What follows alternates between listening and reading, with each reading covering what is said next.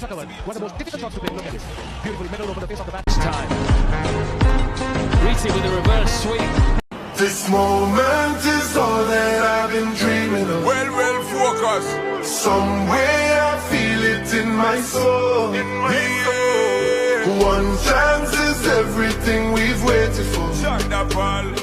It's our time, so let we take it home and knock it out of this world. Out of this world where we going.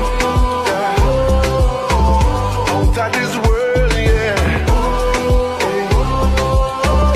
Out of this world where we going. টি-20 বিশ্বকাপ 2026 বাংলাদেশ সহ বিশ্বকাপ নিশ্চিত হয়েছে যাদের 2026 টি-20 বিশ্বকাপের মূল পর্বের ticket পেল আরও দুই দেশ।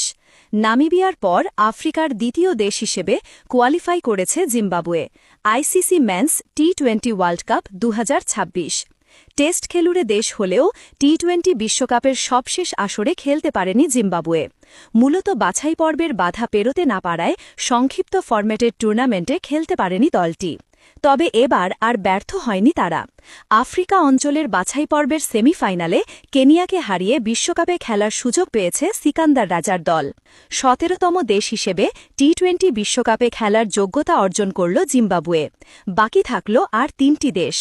এই ৩ স্পটে এশিয়া প্যাসিফিক অঞ্চল থেকে কোয়ালিফায়ার খেলে আসবে। সেই পর্ব ৮ অক্টোবর থেকে শুরু হবে ওমানে। Japan, Kuwait, Malaysia, Nepal, Oman, Papua New Guinea, Qatar, Samoa এবং সংযুক্ত আরব আমিরাতের মধ্যে লড়াই হবে ৩ জায়গার জন্য। আসন্ন টি-20 বিশ্বকাপের আয়োজক দেশ হিসেবে সরাসরি সুযোগ পেয়েছে ভারত এবং শ্রীলঙ্কা।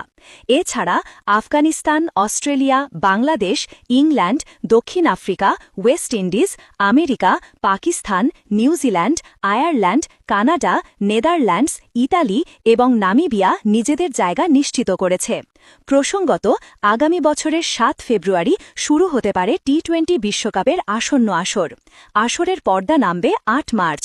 এমন তথ্যই জানিয়েছে ক্রিকেট ভিত্তিক ভারতীয় ওয়েবসাইট ইএসপিএন ক্রিকইনফো। ২০ দলের এই বিশ্বকাপ যৌথভাবে আয়োজন করতে যাচ্ছে শ্রীলঙ্কা ও ভারত।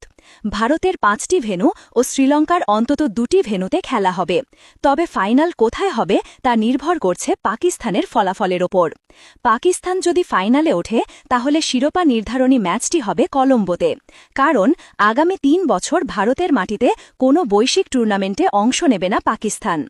আর পাকিস্তান যদি আগেই বিদায় নেয় তাহলে ফাইনাল অনুষ্ঠিত হবে আহমেদাবাদে। ৪টি গ্রুপে ভাগ হয়ে লড়বে ২০ দল। প্রতি গ্রুপ থেকে ২টি দল খেলবে সুপার 8-এ। এরপর সেখানে তারা একে অপরের মুখোমুখি হবে একবার করে। সেখানে ৮ দল খেলবে ২ গ্রুপে। সেখান থেকে ২টি করে দল অংশ নেবে সেমিফাইনালে। পুরো টুর্নামেন্টে মোট ৫৫টি ম্যাচ অনুষ্ঠিত হবে। ভিডিওটি যে যেখান থেকেই দেখছেন দয়া করে একটি লাইক করে যাবেন। ধন্যবাদ।